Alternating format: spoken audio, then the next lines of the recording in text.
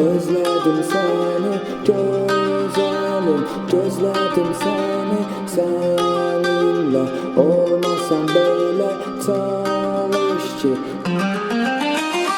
Gitmirəm sensiz oralar sensiz soyuq hava. Yanımda ol, qəlbinin istisin ver, sensiz bu dünyada yorularam. Baxıram üzünə günəşimi, xəstəsi oldum bu həkimin. Ehtiyac bildiyin hər şeyi sadala alaram hediyə gülə kimi.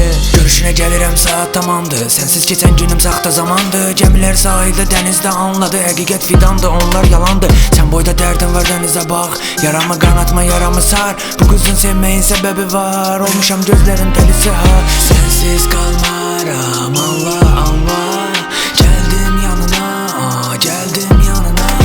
Sensiz kalmaram, Allah Allah.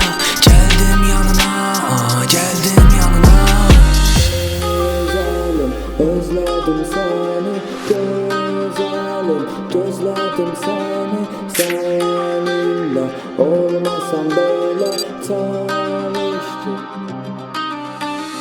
Daxmanın gettosun görsən də, gedərək yenidən dönsən də. Yenidən sevərəm ölsəm də, yanaram yenidən sönsəm də. Ayrılıq acısını göstərmə, getsəm heç kəs döndərməz. Öldürdün hissləri sözlərlə, ilişib qaldım gözlərdə. Qaçaram arxanca yorulmadan, nəfəsin ciyərə olur avam. Bəzən dəli kimi soymadan, bəzən də qış kimi soyuq adam. Bütün bu həyatım səndə quruldu, hər kəsdən qaçdım, səndə tutuldum. Bütün bu dünya hədəfini aldı, heç kimə ölmədim, sənə vuruldum.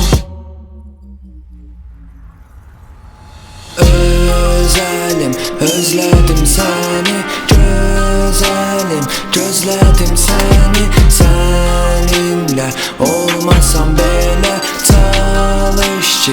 Unutma beni. Özelim, özledim seni güzelim. Gözledim seni, seninle olmasam böyle çalış ki. Unutma beni. Özledim seni güzelim. Gözledim seni, seninle olmasam böyle çalış ki.